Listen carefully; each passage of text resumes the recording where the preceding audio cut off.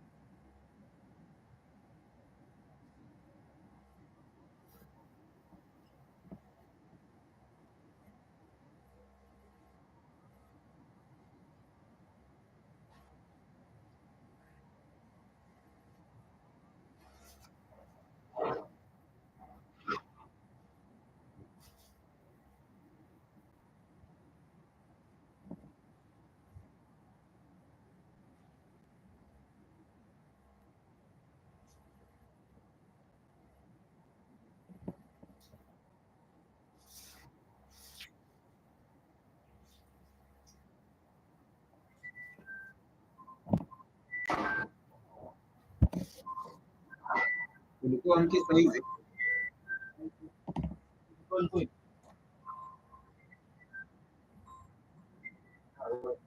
Wenzako mtu aweze kujinia mama na kukole.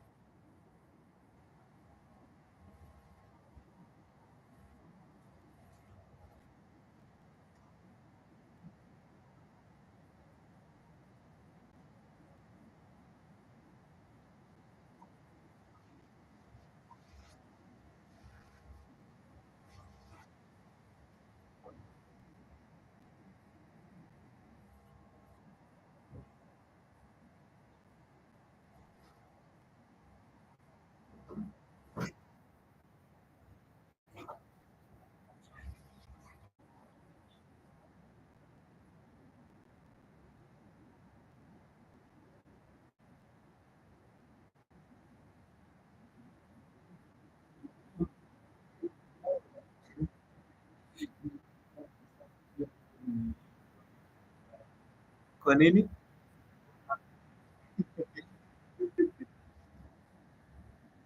Hivyo ndio inafaa. Ile hii nikiongea ama nimwambie jina yako ya tatu. Juu unajua hata jina yangu in most places it is Kimani Wabita. Ile really kitambo ilikuwa ngala Kenya Vita to me beautiful. But nowadays natumia na mostly like Griffin na hata na different.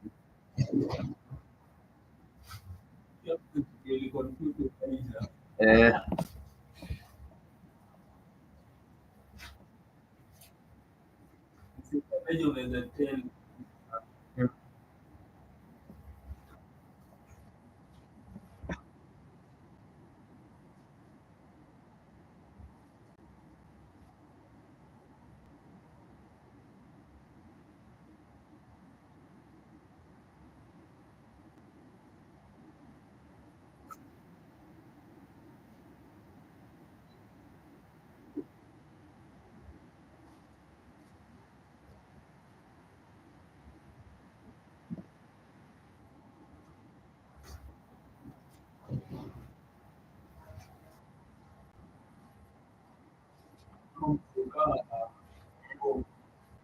Instagram.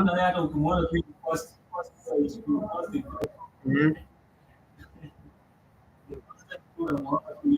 Eh, eh. Alafu pia kitu kingine wakisia wanaenda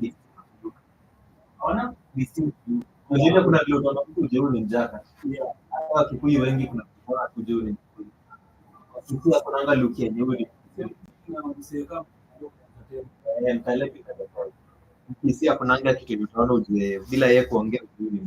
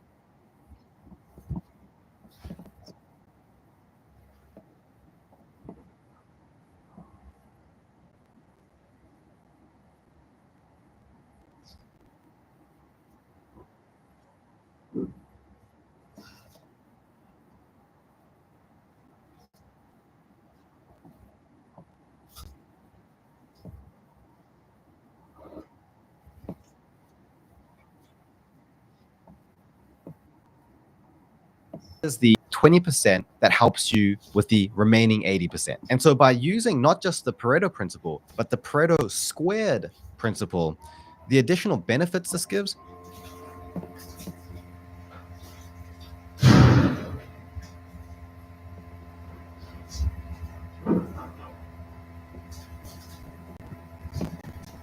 Sasa nitaanza kufanya next. Nakuja hapa live. Alafu tunachapa podcast tu tukiwa hapa hivi kwa hii room city, hata si mbali. Sinasema nitaanza kufanya next juu nisha crack hiyo, nishapita hiyo, nishavuka hiyo line ya kuingia live. Nitakuwa na cam live either kwa phone ama kwa, but camera ya phone ni much better. Hii ya laptop ni mbaya. Although kwa laptop nitaona vile naweza fanya podcast bila video kwa the actual video. And then I come live tunachapa podcast hapa hivi. We talk about, there's a lot vitu zenyewe tunaongelea kawaida tu tukiwa live. And then slowly build kutoka hapo. The next step itajulikana after tumekava hiyo next step.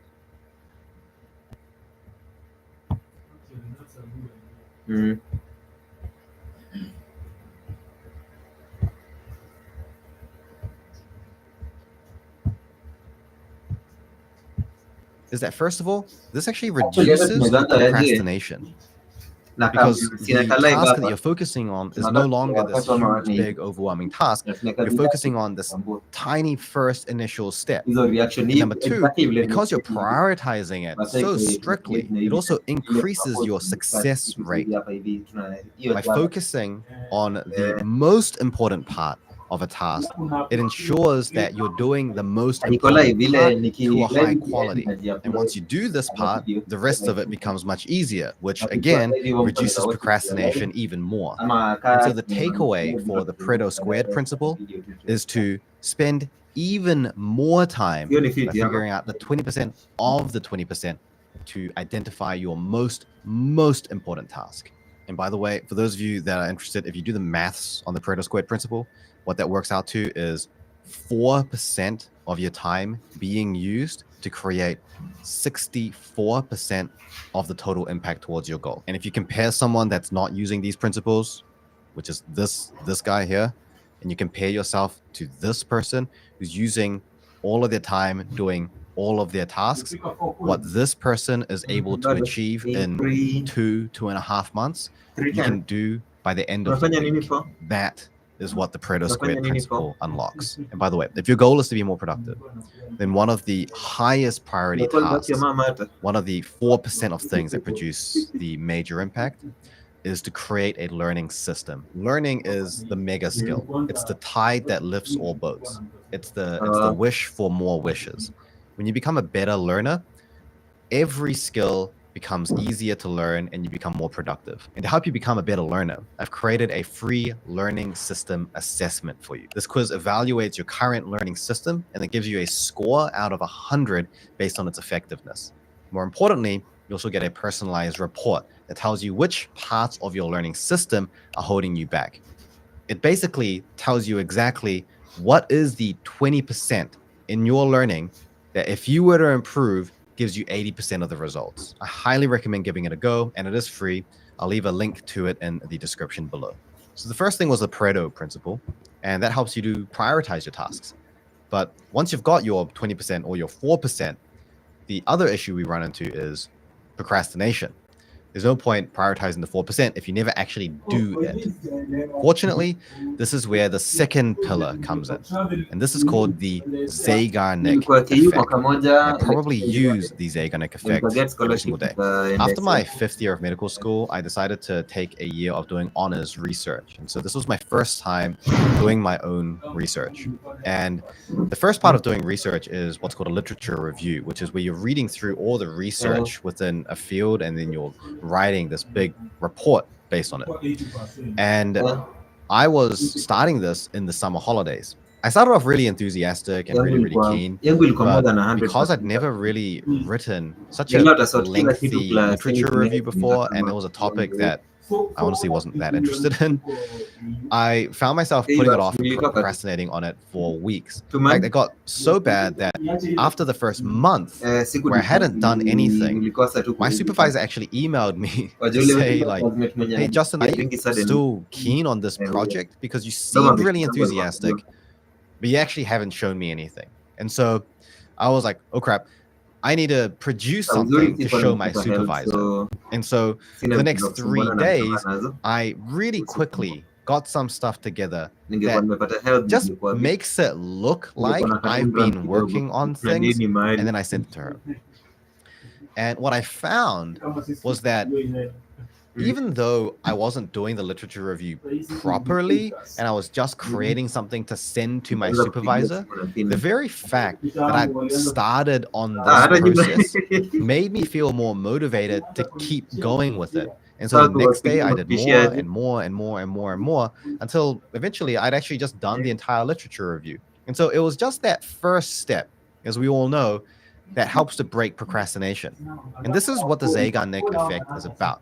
The Zeigarnik effect says that a task is easier to complete when it is left incomplete. The idea is that when there's this incomplete task, we want to finish it off. It stays in our head. It occupies that space. We know we've got the ball rolling. We want to finish it. That completionist tendency of us comes out. And so if we deliberately start a task, not intending to complete it, and rather we want to start it and leave it in an incomplete state, then this actually improves our motivation.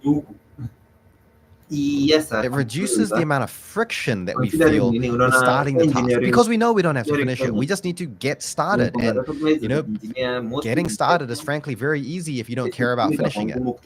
And therefore, the reduced friction reduces our procrastination. And so the takeaway to using the Zeigarnik effect is to understand the win condition for curing procrastination. The win condition is not finishing the task. Your win condition is getting the task to a state where it's incomplete. We should never think about a task as completing the task. We should think about tasks as leaving them unfinished. And if you're using the Pareto principle or the Pareto squared principle, then we already took the time upfront to identify what is that task or subtask that if we were to focus on produces 80% of the result. And that item becomes a thing that we just get started on and use the Zeigarnik effect for. Now, Pareto squared principle plus Zeigarnik effect, education your productivity is already at this point through the roof. But sky's the limit, hey? So here's how you can supercharge the Zeigarnik effect to make it feel like it should be illegal. And this is what I call the Zeigarnik squared effect. Tuko stuck in the 1990s. For instance, Just like we did with the Pareto principle, you can use the Zeigarnik effect on itself. And this is by recognizing that the idea of getting started on a task actually has many sub-steps to it. For example, if the task I want to get started on is sitting down to study or plan my essay, then before that, I need to be at my desk, and I need to have all my books and my resources out available to me, and I need to have, let's say, an organized space, and I need to have do not disturb activated on my phone. And so you can actually get started on getting started with organizing your space, getting your books and everything ready, laying them out on your desk. So the only thing left to properly get started is to just sit down and start. And here's a bonus tip. If you really struggle with procrastination with something, you can actually use a reverse Zeigarnik squared effect. You can make it really hard to get started on something that you would normally get procrastinated with. So I used to be a big gamer, and one of the things that I changed is I went from having this big gaming PC to a MacBook. And I only had one monitor at the time. And so I would plug my monitor into my MacBook, which didn't have any games on it. I just used it for work. And so my computer would end up being unplugged from my monitor.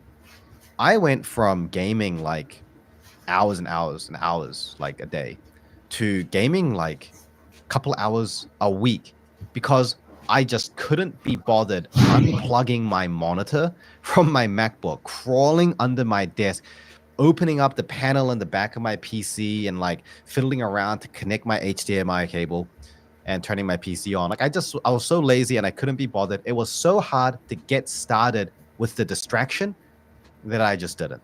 And the awesome thing is now with AI and other types of like automations and technology, we can make the Zeigarnik effect even easier by automating some of these things. So for example, let's say that when we're trying to plan an essay, we want to get some initial first points down.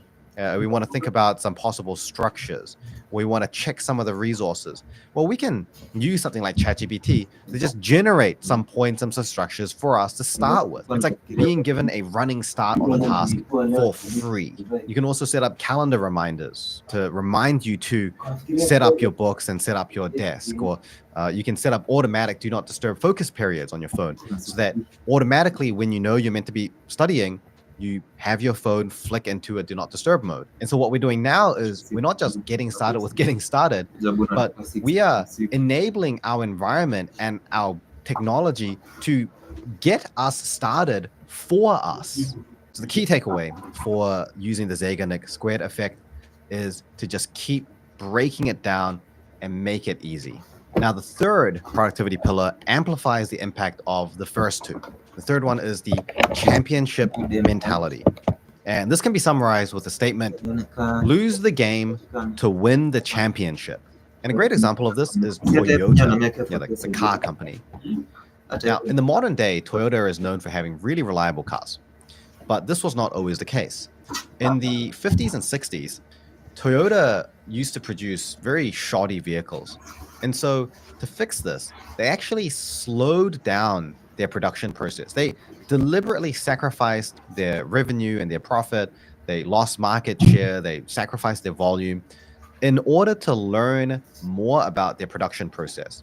They went into meticulous detail to figure out how they can improve and optimize their process before ramping up the volume again. And the way Toyota improved their processes is actually like a business case that's taught in a lot of schools now. And so the idea here is that, again, if we are this circle and we're trying to reach this goal, a lot of the time we don't actually know how to exactly achieve it. It's difficult sometimes to figure out what is that 20% that produces the 80% impact, because we don't know what our goal really truly requires of us. And so what a lot of people will do is either just do a lot of stuff and just hope that it gets them towards their goal, and that would be like just, you know, being really busy but not really being very productive again. Or they just do what's common and what other people say that they should do.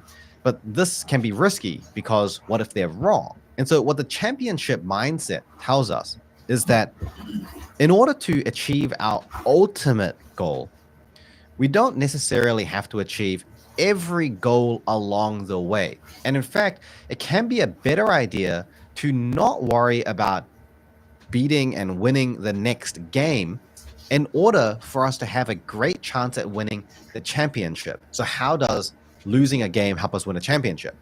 The answer is that by losing the game, we are able to get valuable data and information that turns these unknowns into knowns.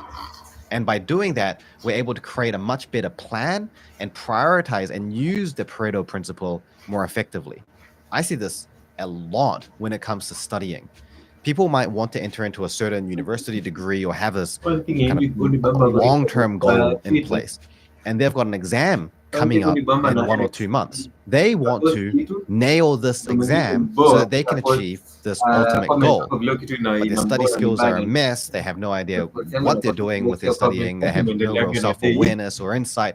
They're not in a position where they can really succeed. And so the best thing for this person to do will be to spend the next 1 or 2 months on really learning about learning, understanding how to learn and how to study, what their habits are, what their tendencies are, experimenting with things, and then building a learning system that really works. That's going to be enough for them to win the championship.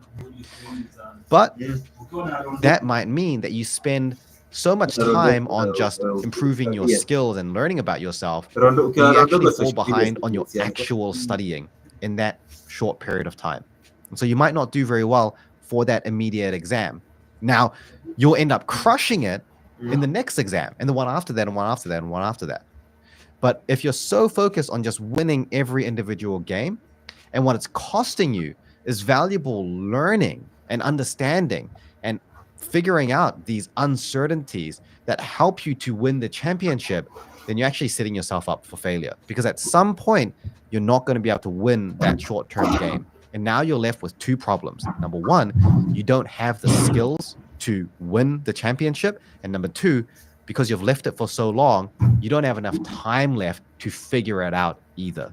Now, I'm not saying go and lose every single game and fail every single exam. What I am saying is that sometimes to win the long game, you need to be ready to lose the short one. So here's my takeaway for you to use the championship mentality.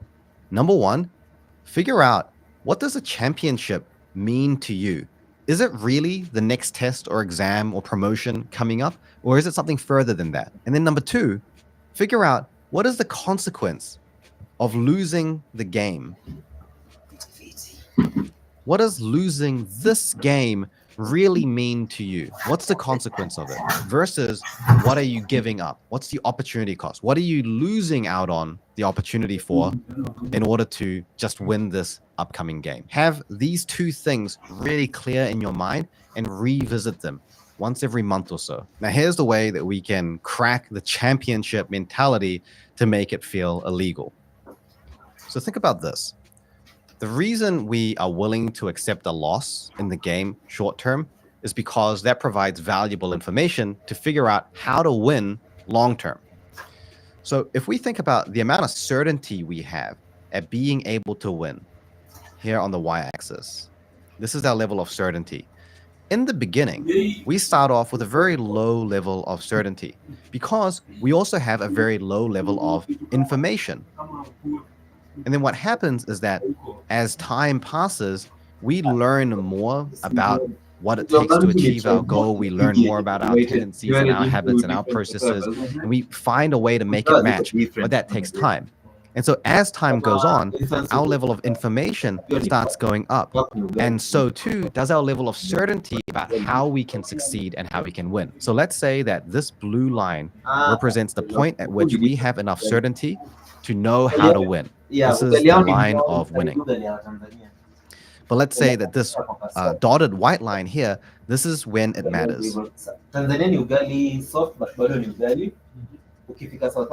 What we don't want is we don't want this period of learning and gaining certainty to take so long that we actually miss the boat. We already failed all of these goals and we look back and think, I regret not doing things differently back then. That's the thing I should have done differently.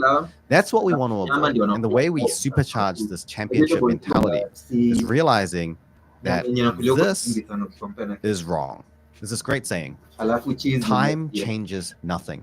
It's what you do in the time that matters. Sometimes I'll be talking to a student about the way that they're studying, and I'll say, okay, you need to make these changes and this improvement. That's what you really need to do to help you achieve this goal. And they say, okay, that sounds interesting. I'm just going to think about that for a little bit. Give me like a week to just think about what you've said. And my question there is, what's going to happen in that week? Are you spending this week to go onto a meditative retreat, light some incense over a fire, look at the stars and tell you what you should be doing? Like, there's this assumption that by sleeping on it and just time passing, somehow it changes the decision that you're going to make. But it doesn't. At the end of the day, what's going to happen is that a week is going to pass. You're going to realize, oh crap, I need to meet up with Justin again tomorrow. And you're going to do all the thinking the night before. And you could just do that thinking immediately, on the spot. And when we realize that our ability to gain certainty and gain information on something doesn't depend on our time, but depends on our actions, this is where we change the game and we supercharge this. And so while everyone else is waiting to figure out how they can succeed, what they need to do, what the strategy is for them to win, just by letting time pass and sort of passively learning about what to do, you can realize action is the thing that makes a difference. And in the same amount of time, you can take more actions, the same number of actions, the same amount of learning that someone would have originally gained across this period of time, you can do it in this period of time, which means that you're able to get to a winning strategy much earlier than everyone else. And again, if I look at studying, people make this mistake constantly where they'll say, hey, I'm going to do my best for this exam. If it doesn't go well, okay, I'll learn from that. Rolex. What are you actually learning from that? What was the experiment that you ran? What is the data that you're getting from that mistake that really helps you? And did you really need to wait 2 months studying a certain way, sitting an exam, failing that exam to realize that mistake? Could you instead have tried an experiment today, tested yourself on that tomorrow to see the effect that it has, and then iterated and experimented on a daily basis to get that same information or even more? That's ironic because one of the most common pieces of feedback that I get from students on my program is they say, if they're older, they say, I wish I learned this back when I was in school. I wish I knew this 10 years ago. It would have changed my life. And then the most common thing I hear from people that are 10 years ago that are in school, in that place where they are currently actively making those mistakes is, I'll try it later. I don't really have time right now. I'm too busy struggling